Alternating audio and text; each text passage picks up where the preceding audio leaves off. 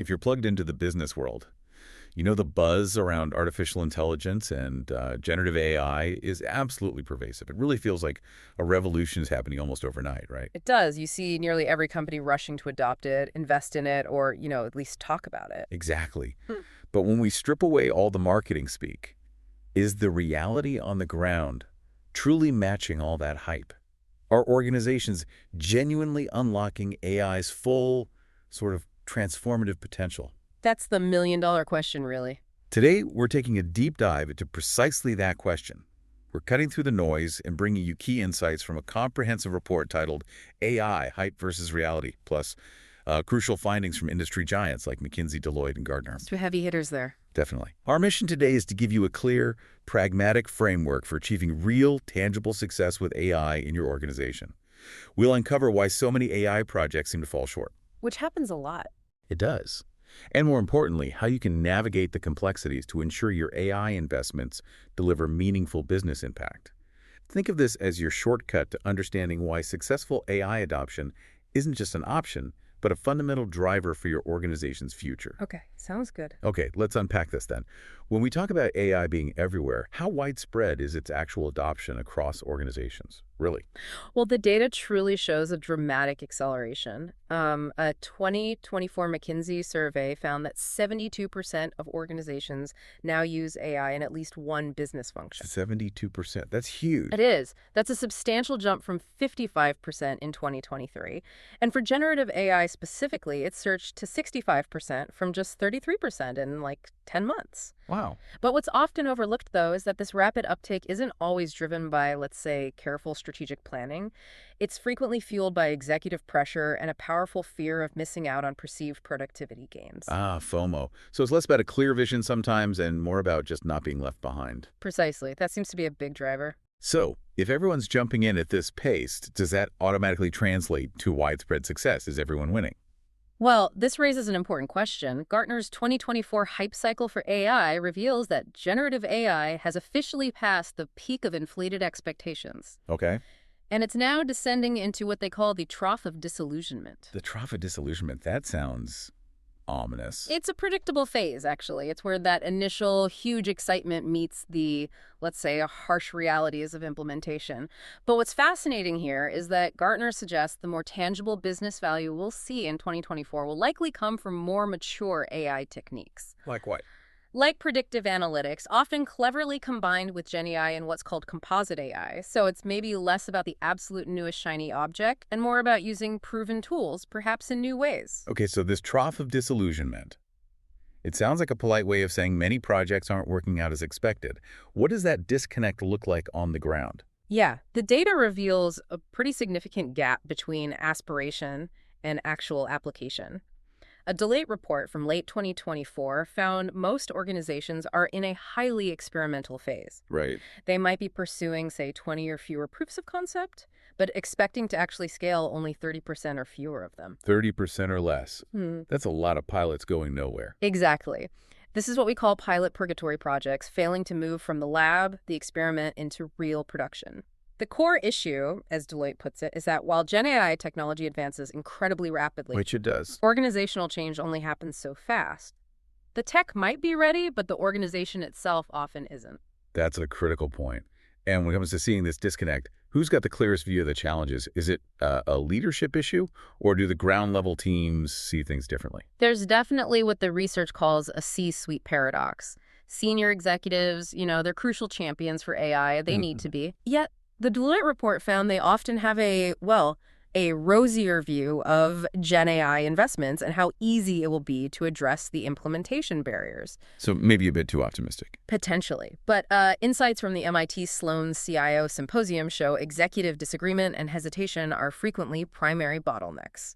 And get this. Employees are apparently 3 times more willing and excited to leverage AI than their leaders expect. Really? 3 times? Yeah. It suggests a potential disconnect in perception where leaders might underestimate employee readiness or maybe just the depth of the organizational shifts required to make AI work properly. Okay, so given these insights into the landscape, Yeah. how can your organization, our listeners, navigate past the hype and steer clear of this pilot purgatory. Well, the source material makes it abundantly clear, doesn't it? It does. Success isn't achieved by simply adopting AI tools. It's by fundamentally rewiring the organization itself. And that really means having a proper strategic roadmap. Precisely. That staggering high failure rate, often estimated at over 80%, it isn't typically due to the technology itself failing. It's almost always a failure of strategy. 80% failure from strategy, not tech. Yeah. Think of it like the story you sometimes hear of a major manufacturing firm that spent a fortune on the latest AI predictive maintenance system. Great tech, right? That sounds good. But it just sat there, underperforming. Why? Because, as our sources reveal, they bought the fancy car without ensuring they had the fuel, which is clean, consistent sensor data, or the roads, meaning the robust IT infrastructure to handle all that data flow. Oh, yeah. Their fundamental mistake wasn't in choosing the wrong tech, but in asking, what AI tool should we buy? Instead of the crucial first question. Are we truly ready as an organization to leverage AI to solve our specific business challenges? That 80% figure really drives it home. Strategy first. But for many, the tech itself still feels like a bit of a black box. How do we help leaders shift that mindset, from maybe blaming the tech to examining their own strategic readiness? Well, it absolutely has to start with defining that business-led AI strategy. AI projects must be inextricably linked to core business objectives. Things like revenue growth, cost reduction, risk mitigation. The real business goals. Exactly. They shouldn't be isolated tech experiments happening over in a corner. And look, a McKinsey survey found a strong correlation between CEO oversight of AI governance and higher bottom line impact. Okay, so CEO involvement matters. Hugely. Yet fewer than 30% of companies have CEOs directly sponsoring their AI agenda.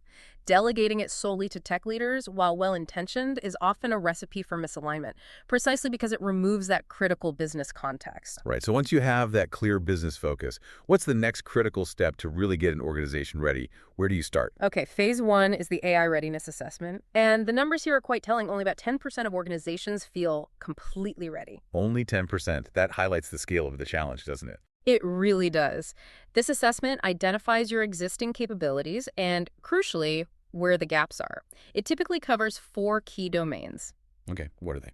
First, data readiness. This is often the most critical and, frankly, the weakest link for many. 54% of organizations acknowledge they lack the required data foundation. Over half. Yep. Data quality, accessibility, governance, they're paramount because AI models are only as good as the data they're fed. Garbage in, garbage out, right. The classic problem. What's second? Second, technology and infrastructure aren't it.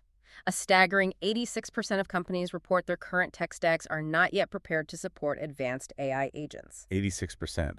So the plumbing isn't ready. Often not. This means assessing if your systems can actually handle the computational load and the massive data flow that AI demands. Got it. Third, talent and skills assessment. This identifies gaps in critical areas like data science, machine learning engineering, MLOps that's getting models into production, and, importantly, AI ethics.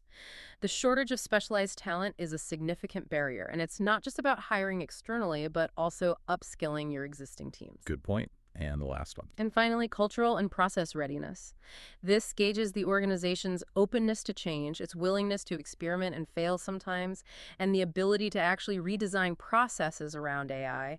Employee resistance, or just a rigid culture, can sabotage even the most technically sound projects. Culture eats strategy for breakfast, as they say. Okay, so after assessing readiness, how do you then decide where to apply AI? There's so many possibilities. Right. So phase 2 is identifying and prioritizing high-impact use cases. The goal here is specific, measurable hypotheses. For example, you don't just say, use AI for reporting. You say, using AI to automate our monthly financial reporting will reduce time by 50% while maintaining 95% accuracy. See the difference? What's more concrete? Exactly. A structured framework suggests you focus on the mission, the core business goal. Follow the data, meaning start where your data is already rich and available. Don't boil the ocean and break down workflows into smaller AI-amenable tasks. Okay. You then prioritize these potential use cases, maybe on a simple 2x2 matrix, business impact versus feasibility. You really want to start with those quick wins. High impact, high feasibility. Exactly. Those projects build momentum and buy-in. Common high-value examples often include things like AI-powered chatbots in customer service, using generative AI for marketing content creation, or predictive maintenance in operations. Okay, so we've identified those critical quick wins, mapped out where AI can deliver real impact. But the real challenge often begins after prioritization, doesn't it? That leap from a promising concept on paper to a fully working system in production. How do organizations actually make that happen without getting stuck back in pilot purgatory? Yeah, that's the tricky part. Phase 3 is the implementation roadmap from pilot to production. And the advice from experts is overwhelmingly clear. Start small and scale gradually. Avoid the Big Bang approach. Absolutely. The typical milestones involve a feasibility study and pilot selection first. Then comes data gathering and preparation, and remember, this often consumes up to 80% of a data science team's time and budget. 80% again. Data is clearly king and time-consuming. It is. Then comes developing a minimum viable product, or MVP. After that, it's continuous monitoring and evaluation, iteration and refinement based on actual user feedback. So learning as you go. Constantly. And finally, if all looks good, scaling and full production rollout. But here's a crucial insight many miss. The human factor isn't just about training people on the new tool. What else is there? Our sources reveal that trip-free success often comes from actively co-creating these solutions with your end users. Companies that involve employees early, transforming them from passive recipients into active collaborators. Getting their buy-in. Exactly. They report up to 40% higher adoption rates. It's about building shared ownership, not just delivering a new piece of software. That makes a lot of sense. Okay, that roadmap sounds intensive, quite involved.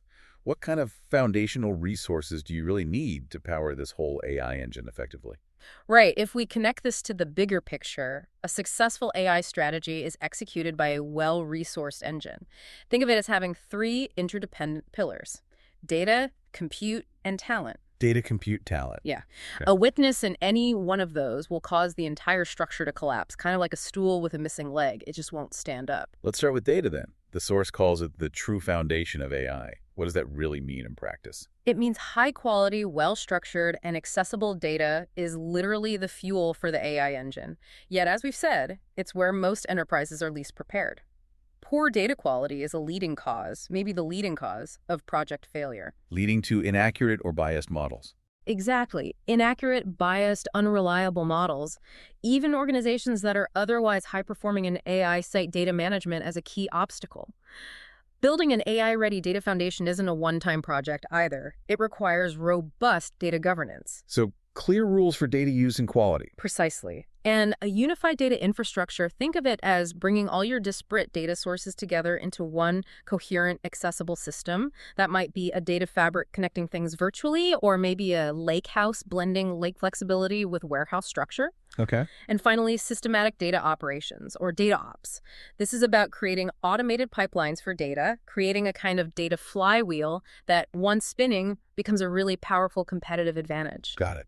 What about the computing power needed? AI models seem incredibly demanding, computationally speaking. Oh, they are. Computationally voracious is a good term. A modern AI infrastructure is built on specialized hardware graphics processing units, GPUs. You hear about NVIDIA's A100 and H100 series all the time. They're pretty much the de facto standards right now. Yeah. Alongside those, you need powerful CPUs, lots of high-performance RAM, and fast storage like NVMe SSDs. You also have specialized AI accelerators like Google's TPUs. And where does all this hardware live? Cloud? On-prem? Good question. A critical decision is where to house all this. The vast majority of enterprise AI workloads currently run in the public cloud, AWS, Azure, Google Cloud, because of its flexibility and scalability. Makes sense. However, on-premises or hybrid strategies are still vital for certain needs, maybe for extra control, security reasons, or in heavily regulated industries. Okay, finally, the human element, talent. Beyond just hiring data scientists, who makes up a truly successful AI team, what does that village actually look like? Right. It really does take a village. Successful AI implementation isn't just about the technology. It's a major organizational transformation. It requires a diverse cross-functional team. So not just techies. Definitely not. Beyond the data scientists who build the models, you absolutely need data engineers to build those reliable data pipelines we talked about. Yeah. You need MLOps engineers to industrialize the models, get them into production reliably and at scale. Okay. You need AI project managers who can act as translators between the technical teams and the business stakeholders. And crucially, you need domain experts from the business side, people who truly understand the problems AI is supposed to be solving. The context experts. Exactly. And then you also need dedicated roles for AI ethics and governance, UX UI designers to make sure the tools are actually usable, and legal and compliance experts to navigate all the tricky privacy and intellectual property issues. It's a broad team. It really is a village. Okay, this all sounds like a significant investment, potentially quite expensive. The source material warns that 80% of AI projects fail, partly because organizations dramatically underestimate the total cost of ownership. So what are the true costs of AI that often get overlooked? Yeah, the TCO. What's fascinating, or maybe alarming here, is that a rigorous total cost of ownership analysis should ideally be conducted before any significant investment, not after you've already run a pilot. Before, not after. Right. Many organizations face real sticker shock from unforeseen operational expenses down the line. The TCO isn't just the initial software licenses or the development cost. It includes ongoing cloud compute usage, which can be huge, I bet. data storage, and potentially data acquisition costs, salaries for that entire AI team or village we just discussed, the cost of human-in-the-loop reviewers needed for quality control or handling edge cases, Human reviewers, right? continuous model monitoring because models can degrade over time, and periodic retraining, which some estimate at 10–20% of the initial development cost annually. It's a living, ongoing cost, not a one-time purchase. That's a really important perspective. And proving the return on investment, the ROI, for AI can be notoriously tricky too, right? It's not always a clear dollar-for-dollar line. Absolutely. Calculating AI ROI is often really difficult because many significant benefits are indirect, or they might only materialize over longer periods. A common pitfall is focusing only on immediate short-term cost savings. Like replacing jobs. Sometimes, yeah, but that often captures only a fraction of the total potential value. A robust ROI framework has to account for both tangible or hard metrics like reduced operational costs and intangible or soft metrics Like what? like improved customer satisfaction, maybe faster time to market for new products, or enhanced decision-making capabilities across the board. For instance, an AI-powered customer service chatbot, it might deliver tangible ROI through reduced call volume, Okay, measurable. but it also delivers strategic ROI through, say, improved customer loyalty, better satisfaction scores, and maybe even providing valuable data on customer pain points that can inform future product development. It's broader than just cost cutting. Got it. So given these significant costs and the challenge of proving ROI, how are companies typically funding these large AI transformations? Is it all new money flowing in, or is it more of a reshuffling of existing budgets? Well, while AI is definitely a top investment priority for many large firms, some are planning to allocate $50 million or more annually. Wow. This funding is often not new capital. It's frequently reallocated from other existing IT or business unit budgets. Which puts even more pressure on showing results quickly. Exactly. It intensifies the pressure to demonstrate clear and timely ROI. Funding models vary. You see internal departmental budgets, but those are often prone to failure when you try to scale enterprise-wide. Centralized AI centers of excellence are becoming more common. Right. And increasingly, corporations are launching corporate venture capital funds like Cisco's recent $1 billion fund specifically to invest in external AI startups, or maybe fund higher-risk internal AI projects. Plus, public-private partnerships or government grants can play a role, particularly for more foundational research. Okay. Now, shifting gears slightly. Beyond the technical and financial aspects, the source material highlights something equally, if not maybe more, critical: responsible AI. It's positioned not as an afterthought, but as a core business function for risk mitigation and long-term value creation. This sounds like much more than just a compliance checkbox. Oh, absolutely. It raises a really important question for leaders.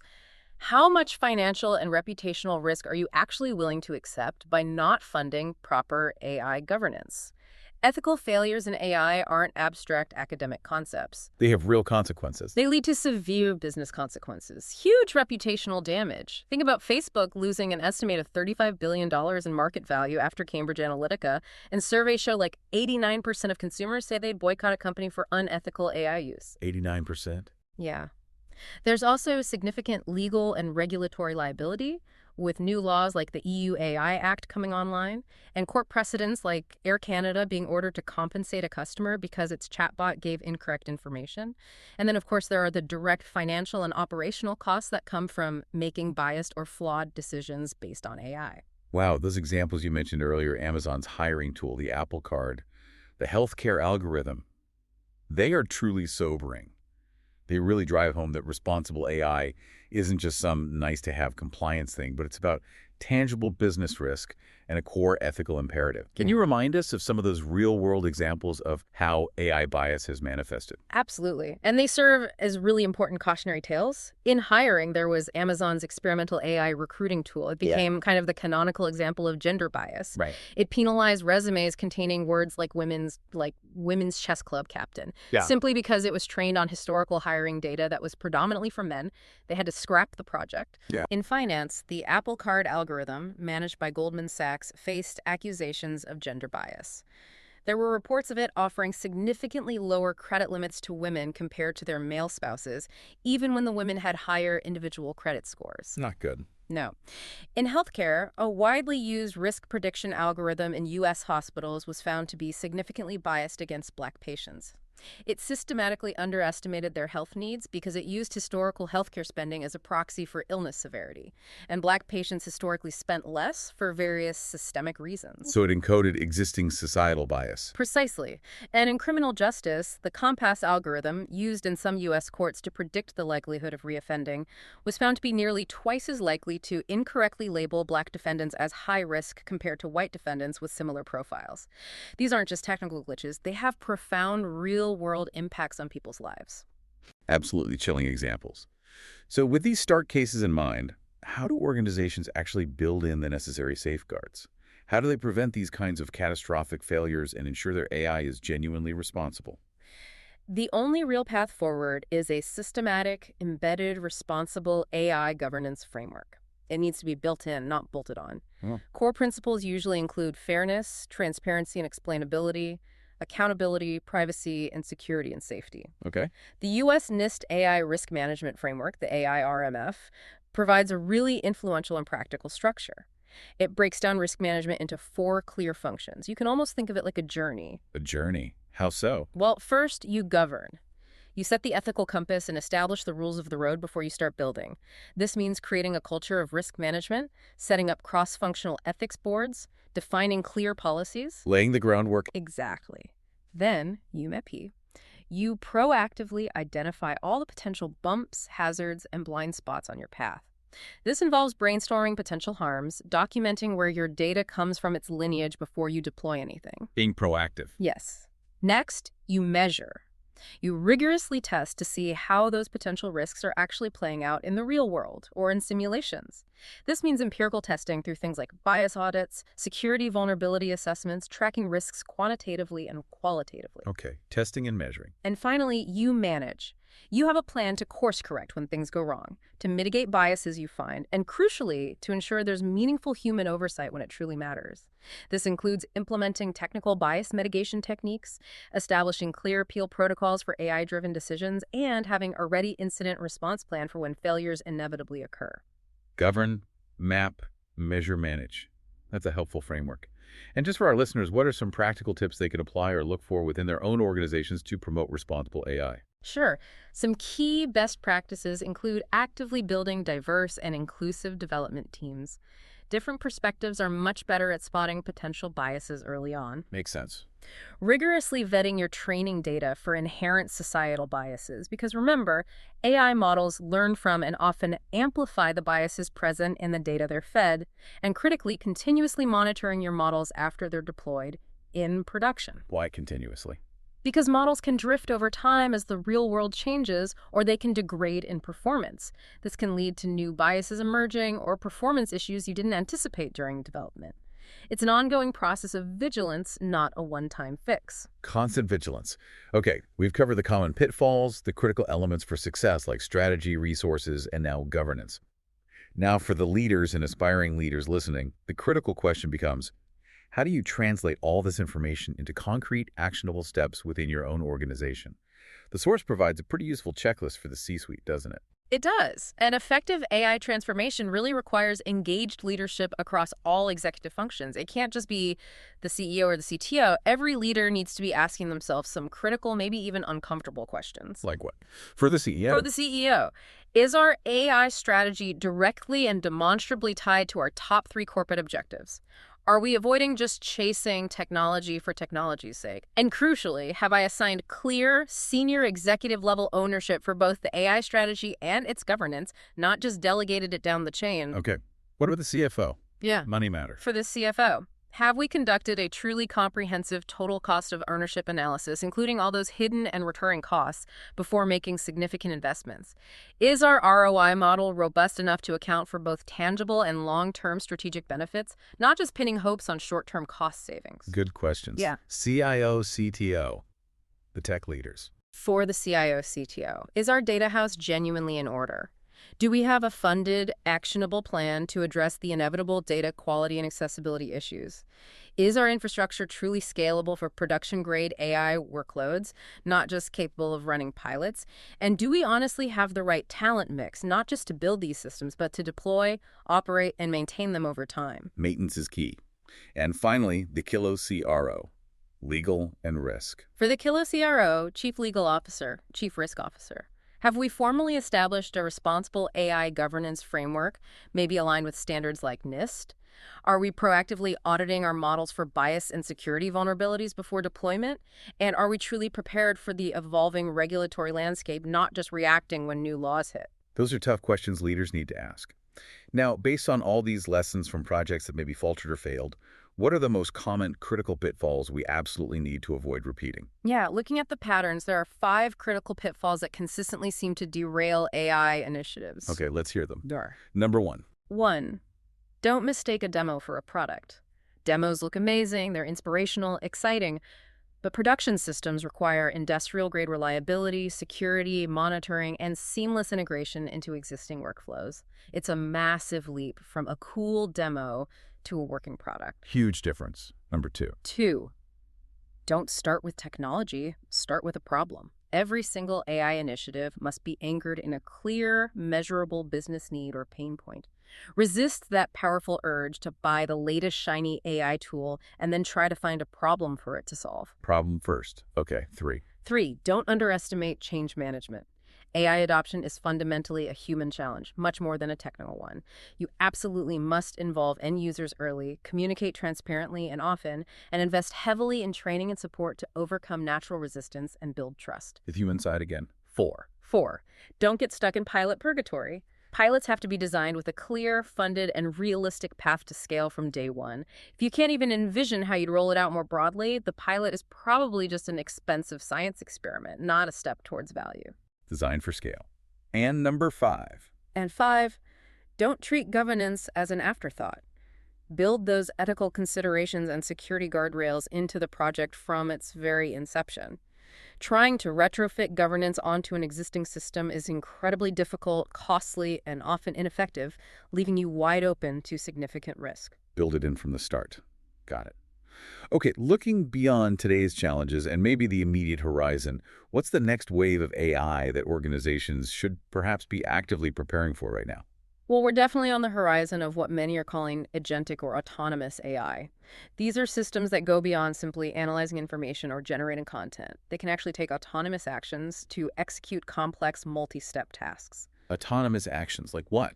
Think of an AI that can not only draft a response to a customer query, but also access their account, process a refund, update the CRM system, and send a confirmation email, all potentially without direct human intervention for each step.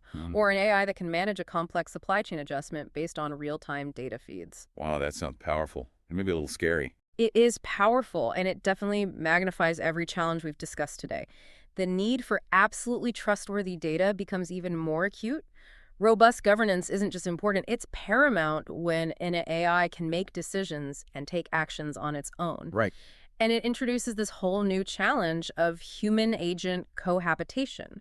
How do humans and these increasingly autonomous AIs work together effectively and safely? How do we establish roles, boundaries, trust, and collaboration, especially when the AI is making decisions that impact the real world? That's a huge area to figure out. It is. But what's fascinating here is that the foundational capabilities you need to even begin thinking about agentic AI, things like a modern, flexible data infrastructure, mature governance processes, a culture of trust and adaptation, they're the very same capabilities required to succeed with the AI of today. So mastering the fundamentals now prepares you for what's next. Exactly. Preparing for tomorrow really means getting the fundamentals right today. There's no shortcut around that groundwork. That's a great way to put it. As we wrap up this deep dive into AI hype versus reality, it's just so clear that the journey from technological promise to tangible business value is definitely a marathon, not a sprint. Absolutely. It demands way more than just investing in the latest tools. It requires a disciplined, business-led, human-centered, and, as we've discussed, ethically grounded strategy. Couldn't agree more. So where do you, our listener, go from here with all this? Consider this provocative thought to take away. Given everything we've discussed today, the disconnect between hype and reality, those critical pillars for success, data, compute, talent, strategy, and the vital financial and ethical guardrails, what's the one foundational shift you believe your own organization needs to make right now to truly unlock the value of AI and steer clear of that trough of disillusionment? That's a tough question to ask yourself, honestly. It is. And maybe more importantly, how will you be the advocate for that deliberate, phased, strategic approach rather than just getting swept up in chasing the next shiny AI object?